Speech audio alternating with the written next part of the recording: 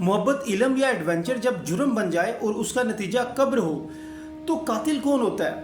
कुदरत, रियासत या हम खुद? मुझे कमेंट्स में लाजमी बताइएगा। सैलाब, बारिशें, कुदरती आफात ये नए अल्फाज नहीं हैं, ये तो हर साल आते हैं, हर साल खबरें बनती हैं और हर साल हम कुछ भी नहीं सीखते। कल एक और ख़ानदान के अफराद साउथ पंजाब से तलीम याफ्ता, खुशहाल, नर्म दिल, इस मौसम की तबाहकुन बारिशों में वो भी बह गए।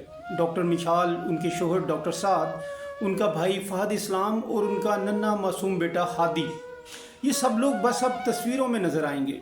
भाई, अभी तो डस्का वाली फैमिली का इतना बड़ा हादसा हुआ जो दरियाए नीलम में बह गए, लेकिन हमने इबरत नहीं पकड़ी। मगर सवाल ये है कि हम कब सीखेंगे? क्या हर बार किसी डॉक्टर, किसी माँ, किसी बच्चे का बह जाना ज़रूरी है? तब जाके हम होश में आएंगे।